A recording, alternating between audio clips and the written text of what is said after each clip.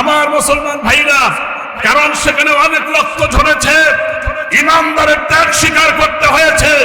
এই আয়াতের দাবি নিয়ে ওনারা যখন ময়দানে ঝাঁপিয়ে পড়েছিল, আমার বাংলাদেশের ভূখণ্ডে বিশেষ করে সাইদি সহ আল্লামা মামুনুল হকেরা শাপলা চত্বর থেকে শুরু করে যত জায়গায় নির্যাতন করেছে, রক্ত দিয়ে হোলি খেলেছে।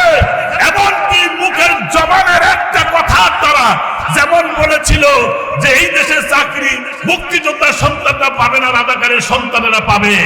এই কথা বলার কারণে, একটা কথা বলার কারণে আল্লাহ এত বৈমুখ হয়ে গেলেন, যার কারণে আল্লাহ তাআলা বৈমুখ হয়ে এই জাতির ছাত্রদেরকে, ইমানদারদেরকে ইমানি পাওয়ার দিয়ে বদরের চেতনায় উজ্জীবিত হয়ে যখন ময়দানে ঝাঁপিয়ে পড়েছিল, তখন সেই জায়গা থেকে উত্তোলন করে পালাতে বাধ্য হয়েছে, পালাতে বাধ্য হয়েছে। এই ভূখণ্ডে ইসলামের কালেমার পতাকা উড়বে। বাংলাদেশ ৭১-এর বাংলাদেশ না, এটা হলো ২০২৪ সালের বাংলাদেশ। কথা ঠিক কিনা? আগামী দিনের সূর্য হলো ইসলামের সূর্য। আগামী দিনের ইসলাম এদেশে চুফিয়ালাদের দেশ হবে, ঠিক কিনা? শাহজালালের দেশ, শাহ মকদুমের দেশ, শাহপরানের দেশ, বাইজিদের দেশ, চুফিওয়ালাদের দেশ, আলেম ওলামাদের দেশ। সুতরাং এই দেশকে নিয়ে যদি আবার কেউ গভীর ষড়যন্ত্রের জাল প্রমাণ করে, বাংলার সমস্ত মুসলমানেরা ঐক্যবদ্ধ হয়ে যদি আর একবার ময়দানে ঝাঁপিয়ে পড়তে সক্ষম হয়, তাহলে বাংলাদেশের নাস্তিকের মোরতাদের অনুচররা দিনখণ্ডের মতো বেশে যাবে।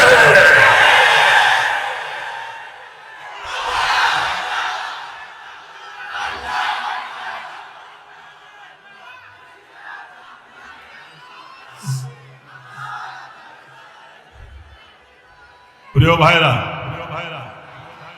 প্রিয় ভাইরা, এই জমিন হলো ইসলামের জমিন, ঠিক কিনা? আপনারা ঠিক আছেন তো? আলহামদুলিল্লাহ। মাওলানা আহমদুল্লাহ মহিলা মাদ্রাসার উদ্যোগে কমিটি কর্তৃক আয়োজিত আজকের মাহফিলের পরম শ্রদ্ধেয় সম্মানিত সভাপতি সাহেব আলহাজ মোহাম্মদ আব্দুল আলিম, দেশ গ্রুপ, দৌলতপুর, প্রধান অতিথি, বিশেষ অতিথিবৃন্দ, আমন্ত্রিত ওলামায়ে কেরাম, বিশেষ করে আজকে আমরা আনন্দের সাথে জানাচ্ছি, আজকে আমাদের ধুকুরেবাড়ার মাটিতে পা রাখছেন বিশ্ব নন্দিত মুফাসসিরে কোরআন, ঠিক কিনা? নির্যাতিত, নিপীড়িত, কারা নির্যাতিত? আলেমে দ্বীন, নকিবে দ্বীন, নায়েবে নবী, সুলতানুল ওয়াইজিন, উদীয়মান তরুণ বক্তা, সারা বিশ্বের মধ্যে ইতিমধ্যে তিনি পরিচিতি লাভ করেছেন। সেই মুফতি আমির হামজা আপনাদের সামনে কিছুক্ষণের মধ্যে উপস্থিত হবেন ইনশাআল্লাহ। আল্লাহ সুবহানাহু ওয়া তাআলার দরবারে শুকরিয়া আদায় করছি যে আল্লাহ পাক আমাদেরকে দুনিয়াবি ঝামেলা থেকে মুক্ত করে আল্লাহ প্রদত্ত কোরআনুল কারীমের মজমায় জান্নাতের বাগানে বসার জন্য সুযোগ করে দিলেন। এজন্য মহান মনিবের দরবারে দিল থেকে শুকরিয়া আদায় করছি। সবাই পড়ছি আলহামদুলিল্লাহ। বা এখানে ডিস্টার্ব করেন না, এখানে শোনেন, মিডিয়া এটা ওয়াজ তুলে তারপরে ছড়িয়ে দিচ্ছে, এগুলো ওরা তুলুক, সমস্যা কি? তুলুক। সবাই একটু বসেন, এখানে বসেন, বসেন, হ্যাঁ হ্যাঁ, একটু বসেন, বসেন, একটু বসেন। সম্মানিত ভাইরা, আমি আপনাদের সামনে কোরআনুল কারীমের সূরা বাকারার 207 নম্বর আয়াত পড়েছি। আল্লাহ পাক বলছেন, ওয়ামিনান নাসি মাইয়াশরি নাফসাহু বুতিগা মারদাতিল্লাহ। মানুষের মধ্যে এমন মানুষও আছে যারা কেবলমাত্র, শুধুমাত্র, একমাত্র আমি আল্লাহর সন্তুষ্টি অর্জনের জন্য জান আর মাল উৎসর্গ করে। ওয়াল্লাহু রাউফুম বিল ইবাদ, আমি আল্লাহ তাদের জন্য অত্যন্ত মহা অনুগ্রহশীল। সুবহানাল্লাহ পড়েন। তাহলে জানের মালিক কে? আর মালের মালিক আল্লাহ। আমরা শুধুমাত্র নাড়াচাড়া করার মালিক, কুল কায়নাতের মালিক তিনি আল্লাহ। এটা হলো সরল বাংলা অনুবাদ। আয়াতের শানে নুজুল এখন শুনি। বিশ্ব নবী সাল্লাল্লাহু আলাইহি ওয়াসাল্লাম মক্কায় যখন কাফের বেঈমানদারেও অত্যাচার অতিষ্ঠ, আল্লাহ সুবহানাহু ওয়া তাআলা তার নবীকে আল্লাহ নির্দেশে মদিনায় হিজরত করার নির্দেশ দিলেন। সেই মদিনায় যাওয়ার পরে আল্লাহ রসুলের একজন সাহাবী, নাম হলো শুআইব রাদিয়াল্লাহু তাআলা আনহু। আপনি একটু কান খাড়া করে শোনেন, কেউ কথা বলেন না। তিনি চিন্তা করলেন যেখানে রসুল নাই সেখানে আমি থাকতে পারবো না, কারণ একজন ইমানদারের কাছে জীবনের সবচাইতে বেশি ভালোবাসার মানুষ হচ্ছে মুহাম্মদুর রাসূলুল্লাহ সাল্লাল্লাহু আলাইহি ওয়াসাল্লাম।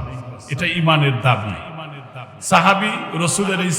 সাহাবী আল্লাহর রাসূলের বিয়োগ ব্যথা সহ্য করতে পারছেন না।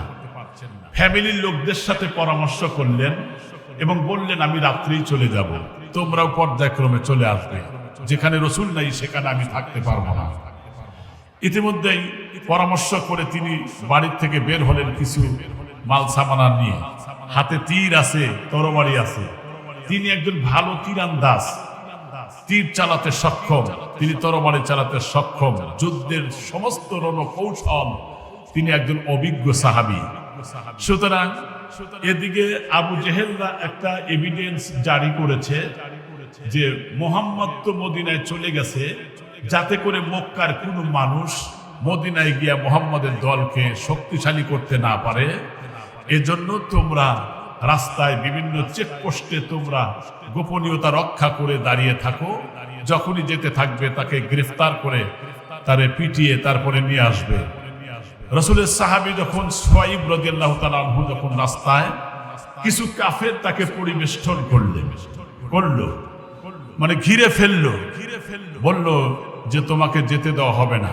সাহাবী বললেন তাহলে শোনো, আমার টাকা আছে, পয়সা আছে, বাগান আছে, অর্থবিত্ত বৈভব আছে, এগুলো সব দিয়ে দিব, বিনিময়ে শুধু তোমরা রাস্তাটা ছেড়ে দাও, আমি রসুলের দরবারে যাই, দুনিয়ার কোনো টাকা পয়সা আমার দরকার নাই, আমার রসুলের ভালোবাসার কাছে এগুলো তুচ্ছ। ইমানের দাবিতে তিনি উত্তীর্ণ।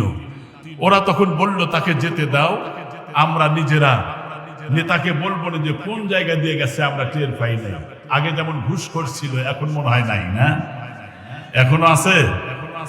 আগে শুনেছি যে মানুষ পুকুর চুরি করে, এখন দেখেছি যে মানুষ মহাসাগর চুরি করছে। কথা ঠিক কিনা? যারা বড় বড় গলায় কথা বলেছে তারা সবচেয়ে বড় চোরে পরিণত হয়েছে। এটা আমার দেখালেন আমার আল্লাহ।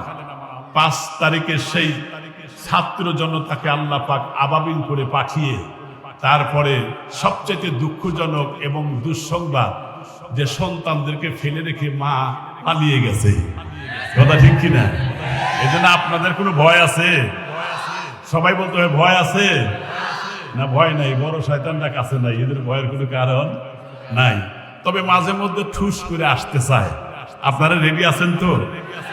মুসলমান ভাইরা, বিশেষ করে আমাদের পার্শ্ববর্তী রাষ্ট্র ভারত আমাদেরকে বারবার এই দেশটাকে উস্কানি দিচ্ছে, যে কোনো মানুষের প্ররোচনায় উস্কানি দিচ্ছে। তবে এখন বাংলাদেশ 71-এর বাংলাদেশ না, এটা হলো 2024 সালের বাংলাদেশ। কথা ঠিক কিনা? আগামী দিনের সূর্য হলো ইসলামের সূর্য। আগামী দিনের ইসলাম এদেশে টুপিওয়ালাদের দেশ হবে, ঠিক কিনা? শাহজালালের দেশ, শাহ মকদুমের দেশ, শাহপরানের দেশ, বাইজিদের দেশ, টুপিওয়ালাদের দেশ, আগে বল আমাদের দেশ।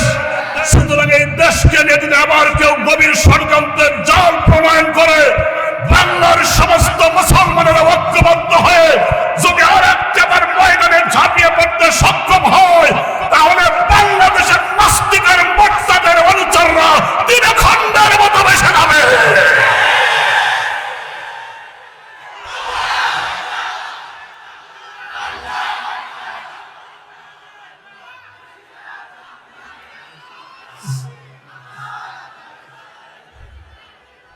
প্রিয় ভাইরা, প্রিয় ভাইরা, এই জমিন হলে ইসলামের জমিন, ঠিক কিনা? আপনারা ঠিক আছেন তো? আলহামদুলিল্লাহ। তাহলে যে আয়াতটা পড়ছি, আয়াতের কথাটা বলে নেই একটু, তাহলে হক আদায় হবে। যেহেতু বক্তা তুলে দেবে, এই জন্য হকটা আদায় করে নেই। তাহলে রাসূল সাল্লাল্লাহু আলাইহি ওয়াসাল্লামের সাহাবী টাকা পয়সা অর্থ সম্পদ দিয়া তিনি মদিনায় যাওয়ার পরে রাসূলের সাথে সাক্ষাৎ হলো। নবীজি সাহাবীকে দেখে হেসে ফেললেন, সাহাবী ডাকতে বললেন, ইয়া রাসূলুল্লাহ, ইয়া হাবিবাল্লাহ, আমি বড় কষ্ট মুজাহাদা করে চলে আসলাম, অথচ আপনি মুস্কি হাসতেছেন, বুঝতে পারলাম না। নবীজি বললেন, আমি নবী, তোমরা নবী না, আমি নবুয়তের চোখ দিয়ে যা দেখি তোমরা তা দেখো না। তবে শুনে রাখো, রাস্তার ভিতরে কাফিরদের সাথে তোমার যে কথোপকথন হয়েছে, তোমার যে অর্থ সম্পদের ত্যাগ স্বীকার করেছো, কোরবানি করেছো, তুমি এই মদিনায় আসার আগে আল্লাহ রাব্বুল আলামিন জিবরাইলের মাধ্যমে কোরআনের আয়াত নাজিল করে আমারে সব জানিয়ে দিয়েছে।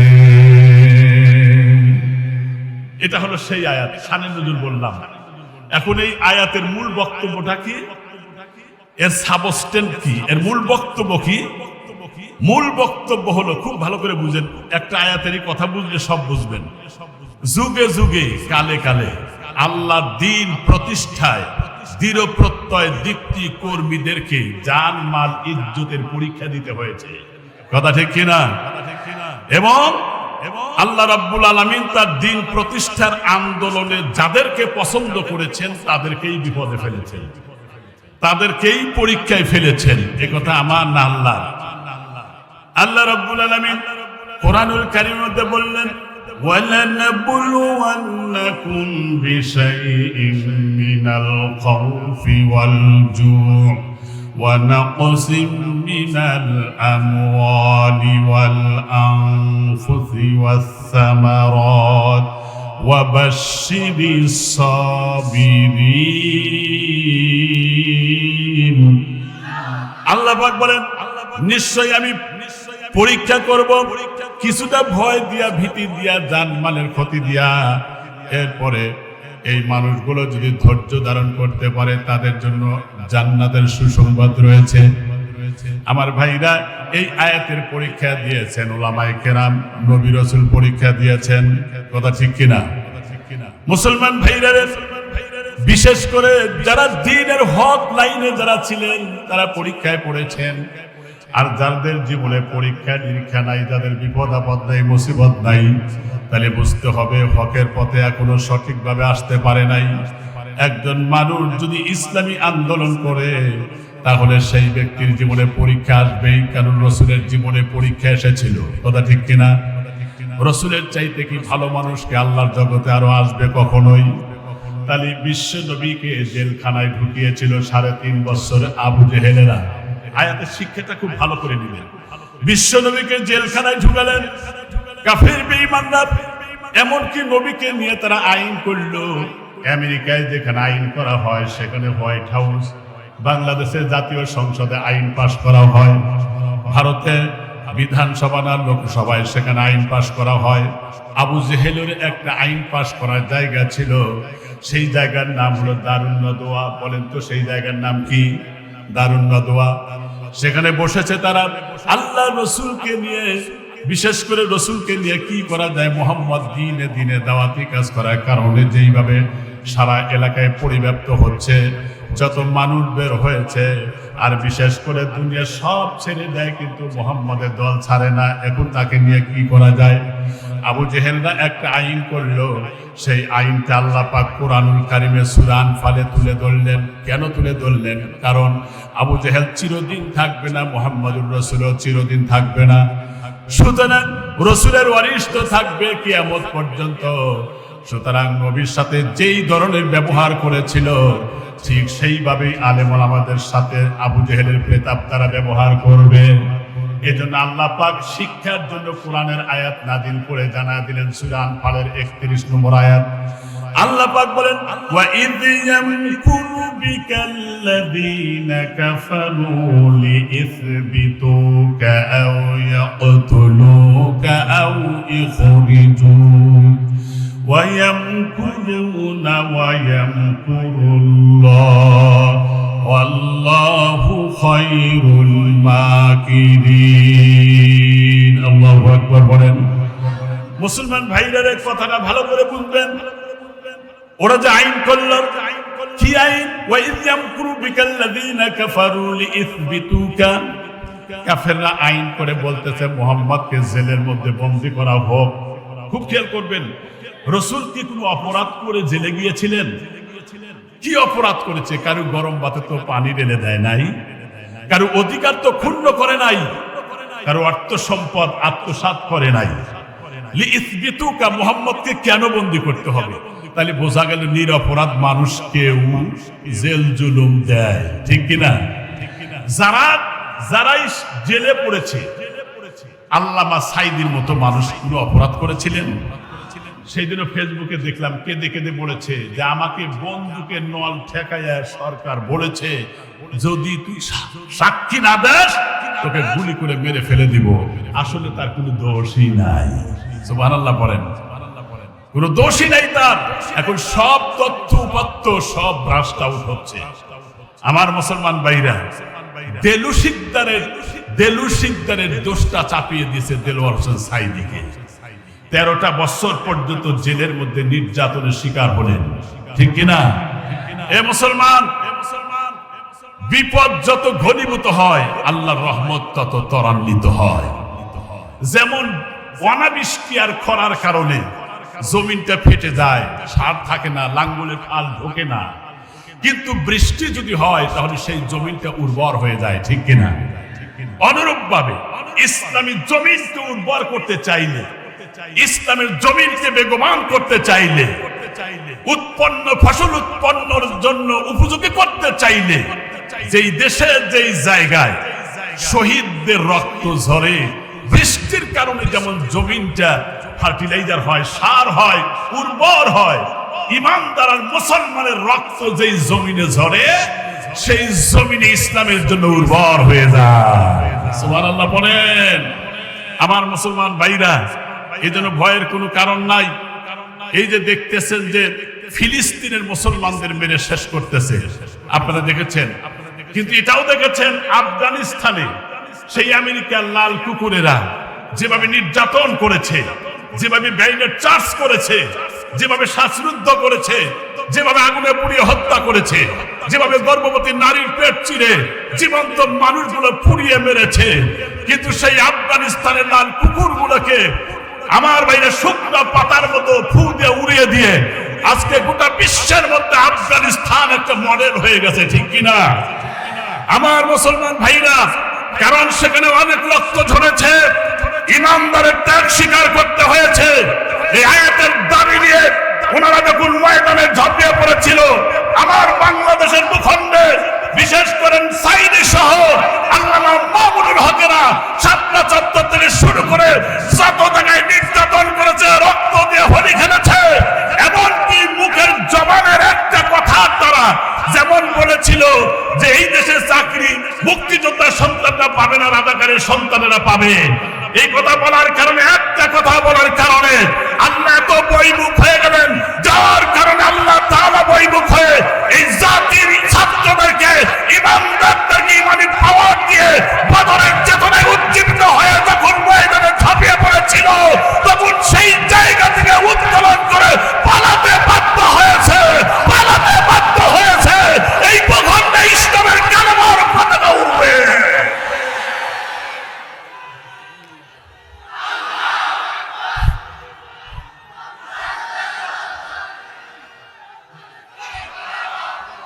এই জন্য ইসলামী আন্দোলনের জন্য জমিনটা উর্বর হয়েছে, ঠিক কিনা? আপনি ইসলামী আন্দোলন করবেন না, নামাজ পড়া ইসলামী আন্দোলন করাও ফরজ, ঠিক কিনা? এ কথা আমার না, আমার আল্লাহ। আল্লাহ রাব্বুল আলামিন বলেন, ইল্লা তাগফিরু ইউআযিবুকুম আযাবান আলীমা। আল্লাহ বলছেন তোমরা যদি যুদ্ধ না করো আল্লাহ তোমাদের কঠোর শাস্তি দান করবে। তাহলে যুদ্ধ করার নির্দেশ দিয়েছেন কে? আল্লাহ পাক বলেন, ওয়ায়াস্তাবদিল কওমান গায়রাকুম ওয়ালা তাদুররুহু শাইআ ওয়াল্লাহু বিকুল্লি শাইইন আলীম। আল্লাহু আকবার। খুব সংক্ষেপ করে নিয়ে আসতেছি। আল্লাহ পাক বলছেন যে যদি তোমরা যুদ্ধ না করো, ইমানের চেতনা নিয়ে যুদ্ধ না করো, তাহলে তোমাদের এই জাতির ঘাড়ে আরেকটা শাসক চাপায়া দিবেন, যেই শাসকটা হবে মানুষের জন্য বিপর্যয় সৃষ্টি করবে, ফেরাউনের মতো। এই জন্য ইসলামী আন্দোলন না করার কারণেই জমিনে বিপর্যয় আসে। তো আমরা তো ইসলামী আন্দোলন করব সবাই, এই আশা রাখতে পারি তো ইনশাআল্লাহ। ইল্লা তানসুরুহু ফাকাদ নাসারাহুল্লাহ ইযা আখরাজাহুল্লাযীনা কাফারু। আমার আল্লাহ বলেন, তোমরা যদি নবীর সাহায্য না করো তাহলে সে যে কোনো সময় যে কোনো মুহূর্তে তোমাদের সামনে বিপর্যয় আসতে পারে। আল্লাহ সেই সময় তার সাহায্য করেছেন। বদরের যেমন চেতনা নিয়ে মুসলমানরা ইমানের বলে বলিয়ান হয়ে ময়দানে যখন দাঁড়িয়েছিলেন, সাহায্য করলেন আমার আল্লাহ ফেরেশতা দিয়া। কথা ঠিক কিনা আমার মুসলমান ভাইরা? এই জন্য বর্তমান সময়ের দাবি হচ্ছে সমস্ত উলামায়ে কেরামদেরকে এক হতে হবে। কারণ আজকে সততা দ্বিধাবিভক্ত হওয়ার কারণে বাতিলেরা সুযোগ খুঁজতে থাকে, যেমন এক জালেম চলে গেছে আর যেন কোনো জালেম আসতে না পারে। এজন্য আমাদের সবাইকে ঐক্যবদ্ধ থাকার দরকার আছে না নাই? সুতরাং যারা ইসলামের কথা বলে, যারা দ্বীনের কথা বলে, কোরআনের হুকুমত কায়েমের জন্য বলে, সৎলোকের আল্লাহর আইন আর সৎলোকের শাসন কায়েম যদি জমিনে হয়ে যায়, তাহলে এই জমিনে কখনো অন্যায় হবে না, সুদ হবে না, ঘুষ হবে না। কথা ঠিক কিনা? সেজন্য আল্লাহ পাক ঐক্যবদ্ধ হওয়ার ব্যাপারে বললেন, ওয়াতাসিমু বিহাবলিল্লাহি জামিআ ওয়া লা তাফাররাকু। আল্লাহ পাক বলছেন, তোমাদের ইসলামের রশিকে শক্ত করে ধরো, তোমরা কখনো বিচ্ছিন্ন হইও না। দেখেন আমাদের দেশে সততা দ্বিধা বিভক্ত আমরা, এই জন্য আমাদের উপরে বিপর্যয় আসে। কিন্তু কোরআন নিয়ে, রসুল নিয়ে, হাদিস নিয়ে যদি কেউ কটূক্তি করে, আমরা কিন্তু সব এক হয়ে যাই। ঠিক কিনা? হাতের আঙ্গুল 5টা 5 জায়গায় আছে, ঠিক না? কিন্তু আমরা যখন খানা খাই সব আঙ্গুল আবার এক হয়ে যায়। খানা খাওয়ার সময় 5টা আঙ্গুলি কিন্তু এক হয়ে যায়। আমার মুসলমান ভাইরা, এই জন্য যদি ইসলাম নিয়ে আবার যদি ষড়যন্ত্র করে, শিক্ষা ব্যবস্থাকে নাস্তিক্যবাদীর দিকে যদি ঠেলে দেওয়ার ষড়যন্ত্র করে, আমরা সমস্ত মুসলমান ঐক্যবদ্ধ হব। এটা হলো সময়ের দাবি। বাতিলেরা মনে করে 2, 4, 5, 10 জন মানুষকে হত্যা করে দিয়া, বাতিলেরা মনে করে 2, 4, 5, 10 জন মানুষকে হত্যা করে এ দেশ থেকে মানুষের মধ্যে ভীতি সৃষ্টি করে, এ দেশ থেকে ইসলামকে উৎখাত করার জন্য গভীর ষড়যন্ত্র করে। এটা হলো বাতিলদের কাজ। কাদের কাজ? জোরে বলেন, কাদের কাজ? কিন্তু মুসলমান, হাজার হাজার মুসলমানের সামনে দায়িত্বহীন কণ্ঠে ঘোষণা করতে চাই, যদি আপনারা কোন গাছের ডাল কেটে ফেলে দেন, ডাল কাটলেন একটা, কিন্তু সেই জায়গায় আরো 10টা কুশি জ্বালায় 10টা ডাল হয়ে গেল। ঠিক কিনা? ইসলামী আন্দোলনের নেতার কর্মীদেরকে যদি একজনকে হত্যা করে আর 10টা তৈরি হয়, এক আল্লাহকে ইনজেকশন পুশ করে দিয়ে দুনিয়া দিয়ে বিদায় করা হয়েছে। কিন্তু বাংলাদেশের ভূখণ্ডের লক্ষ সাইনি, যে সাইনির জন্য তাজা প্রাণ জীবন্ত সন্তানগুলো তাজা রক্ত ঢেলে দিয়েছে, সেই বাংলাদেশে আল্লাহর কালেমার পতাকা উড়বেই। যারা পক্ষে আছে দুহাত উঁচু করে দেখান।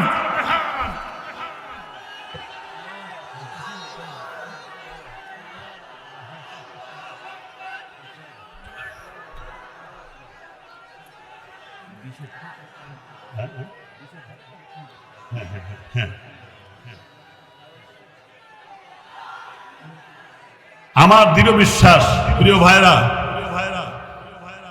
আমার দৃঢ় বিশ্বাস, আমি বর্তমানে বাংলাদেশের বিভিন্ন জায়গায় ঘুরে দেখেছি, আমার এটা বিশ্বাস হয়েছে এই বাংলাদেশে ইসলাম কায়েম হবে ইনশাআল্লাহ। এই বাংলাদেশে ইসলাম কায়েম হবে। আমি যত জায়গায় এই বছর গিয়েছি সব জায়গায় মানুষের আগ্রহ উদ্দীপনা দেখেছি। কারণ এক সময় কথা বলা যায় নাই। আমি একবার ঈশ্বরদী মাহফিলের সময়, ঈশ্বরদী মাহফিল করবো, ছোট্ট একটা ছেলে কয়, হুজুর রাজনীতি করেন না। ছোট্ট একটা ছেলে। আমাদের দুপুরে এবারে এরকম পরিবেশ হয়েছিল যে 2-4 জন মিলে মাহফিল নিয়ে একটা পরামর্শ বসছিলেন। তার মধ্যে আমার স্যার অধ্যাপক গোলাম আজমও ছিলেন, পরামর্শ বসছিলেন।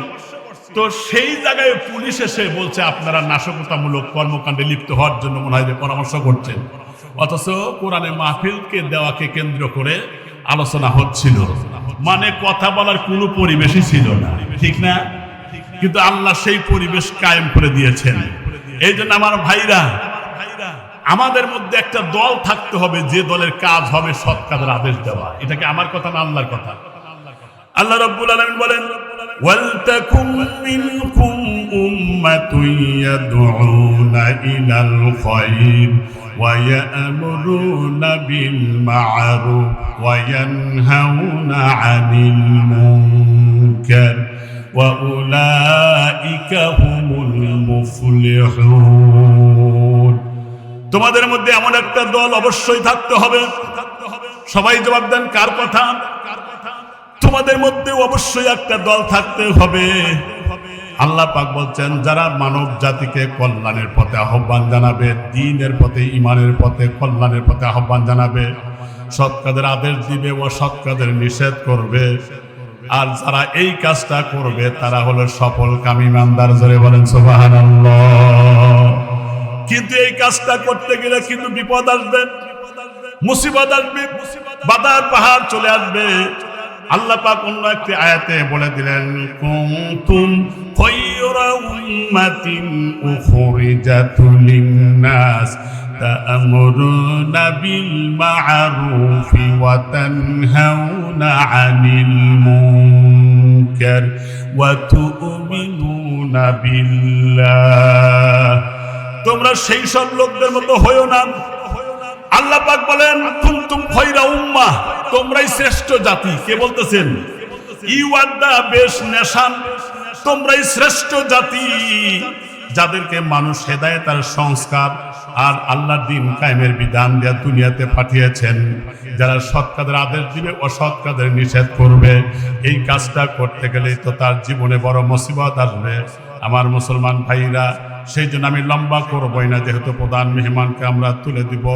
সেই জন্য আল্লাহ রসুল বলেছেন, মুসলিম শরীফের হাদিসে এসেছে, আল্লাহ যাদেরকে পছন্দ করেন তাদেরকে বালা মুসিবতে ফেলে দেন। মুসলমান ভাইরা আমার, হযরতে আব্দুল্লাহ ইবনে হুযায়ফা রাদিয়াল্লাহু তাআলা আনহু ওমরের খেলাফতের সময় যখন তার নেতৃত্বে যুদ্ধের ময়দানে গিয়েছিলেন, মাত্র অনেকগুলো কাফের বেঈমানদের হাতে গ্রেফতার হলো সাহাবীদের মধ্যে। তার মধ্যে আব্দুল্লাহ ইবনে হুযায়ফাও ছিলেন। আমার মুসলমান ভাইরা, কত বড় পরীক্ষায় তাদেরকে পড়তে হয়েছে দ্বীনের জন্য। এবং বাতিলেরা ডাক দিয়ে বলতেছে, হুযায়ফারে, এই যে তোমাদেরকে গ্রেফতার করেছি, প্রায় শতাধিক মুসলমান ইমানদারকে গ্রেফতার করেছি, এখন কিন্তু তোমাদের সবাইকে শায়েস্তা করা হবে, তোমাদেরকে ধরে আগুনে পুড়িয়ে হত্যা করা হবে। আব্দুল্লাহ ইবনে হুযায়ফা ডাক দিয়ে বললেন, তাহলে আমাদের কথাটা শুনে নাও। আমার কথা হলো, আল্লাহ রাব্বুল আলামিন আমার জীবন, আমার ভিতরে 5টা আত্মা দিয়েছেন। এটা তো 5টা আত্মা। আল্লাহ যদি 1000টা আত্মা যদি আমার ভিতরে দেন, ইসলামের জন্য, দ্বীনের মহব্বতের খাতিরে যদি একটা করে 1000টা আত্মা বের হয়ে যায়, তবু আমি একটা মুহূর্তের জন্য আল্লাহর দ্বীন থেকে এক চুলও পিছনে সরে যাব না। আল্লাহু আকবার। ইসলামের প্রাথমিক যুগের এই ঘটনা এসেছে।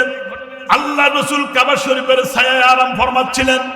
এমন একটা সময় খাব্বাব বিন আরিফের নেতৃত্বে কয়েকজন সাহাবী এসে বললেন, আলা তাস্তানসিরু লানা আলা তাদউ লানা ইয়া রাসূলুল্লাহ, আমরা তো নির্যাতনের শিকার হচ্ছি, আমরা বঞ্চিত হচ্ছি, মার খাচ্ছি, আপনি কি আমাদের জন্য একটু দোয়া করবেন না? আল্লাহর নবী উঠে বসলেন আর বললেন, শোনো, তোমাদের পূর্বে যারা ইসলামী আন্দোলনের নেতার কর্মী ছিল, জীবন্ত মানুষগুলোকে ধরে এনে মাজা পর্যন্ত গর্ত খনন করে ফায়ুদা আলা রাসিহি সুম্মা ইউতা বিল মিনসার, একজন তাজা জীবন্ত মানুষকে আল্লাহ পাক একজন বান্দাকে লোহার চিরুনি দিয়া মাথা থেকে পা পর্যন্ত সুম্মা ইয়াশুকুসনাইন দ্বিখণ্ডিত করেছে। ওয়া মা ইয়াসুদ্দুহু যালিকা আন দীনি, এরপরেও তারা আল্লাহর দ্বীন থেকে এক চুলও সরে যায় নাই। আমার ভাইরা, শুধু তাই না, আল্লাহ রাসূল বললেন, যারা ইসলামী আন্দোলনের নেতার কর্মী ছিল, দ্বীন প্রতিষ্ঠার আন্দোলনের যারা শরীক ছিলেন, এদেরকে ধরে খুঁটির সাথে বেঁধে দিয়া, তারপরে লোহার চিরুনি শরীরের মধ্যে ঢুকায় দিয়া হাড্ডি থেকে গোশত আর চামড়াগুলো টেনে ছিঁড়ে বিচ্ছিন্ন করে দিয়েছে। ওয়া মা ইয়াসুদ্দুহু যালিকা আন দীনি, এরপরেও তারা আল্লাহর দ্বীন থেকে এক চুল পরিমাণ সরে দাঁড়ায় নাই। ওয়াল্লাহি লিয়াতামান্না হাযাল হাত্তা ইয়াসির রাকিব মিন সানা ইলা হাজরাতিল মাউত লা ইয়াখাফু ইল্লাল্লাহ। আল্লাহু আকবার বলেন। আল্লাহ নবী বললেন এমন একটা সময় আসবে, ধৈর্য ধারণ করো, যেই সময় ইয়ামানের রাজধানী সানা থেকে হাজরামাউত পর্যন্ত মানুষেরা টাকা নিয়ে, পয়সা নিয়ে, অর্থ সম্পদ নিয়ে চলবে। সেখানে কেউ তাকে ডাকাতি করবে না, চুরি থাকবে না, ডাকাতি থাকবে না, ধর্ষণ থাকবে না। মেয়েরা সৌন্দর্যের পসরা নিয়ে রাস্তায় চলতে পারবে। ইফতিজুম করা তো দূরের কথা, তাদের দিকে তাকায় সাহস পাবে না। এমন একটা সময় আসবে, কোরআনুল কারিমে আল্লাহ পাক ওয়াদা দিয়েছেন, লা আগলিবান্না আনা ওয়া রাসূলি। সূরা মুদাদ্দিরায় আল্লাহ পাক বলেছেন, আমি এবং আমার রাসূলের দল যারা করবে তারা বিজয় লাভ করবে। এইভাবে যখন হযরতে আব্দুল্লাহ ইবনে হুযায়ফার সামনে 3টা গর্ত খনন করে, তারপরে 3জন মর্দে মুজাহিদ ইসলামী আন্দোলনের কর্মী প্রচন্ড গরম পানির মধ্যে ছেড়ে দিয়া তারপরে হত্যা করা হলো। এরপরে ডাক দিয়ে বললেন, এই যে শতাধিক মুসলমান গ্রেফতার করেছেন, একটা একটা করে সবাই জীবন দিবে, কিন্তু ইসলাম থেকে এক চুল পরিমাণ পিছনে সরে যাবে না। অবশেষে ডাক দিয়ে বলতেছে, তাহলে শোনো, তুমি যদি আমার কপালে চুমা দাও, হুযায়ফা রে, তুমি যদি আমার কপালে চুমা দাও, জানেন বাচ্চা বলতেছে, আমার কপালে যদি চুমা দাও তাহলে তোমাকে মুক্ত করে দিব।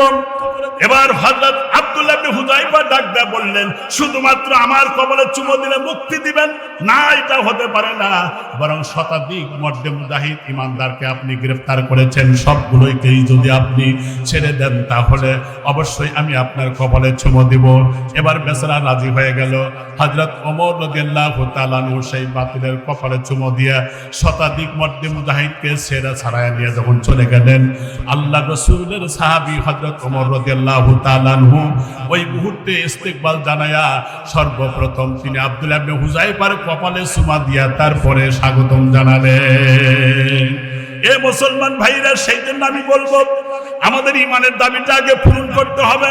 আল্লাহ রাব্বুল আলামিন কুরআনুল কারীমের মধ্যে বললেন, ইয়া আইয়ুহাল্লাযীনা আমানু রুকউ ওয়াসজুদু ওয়া'বুদু রাব্বাকুম ওয়াফআলুল খায়রা লা'আল্লাকুম তুফলিহুন।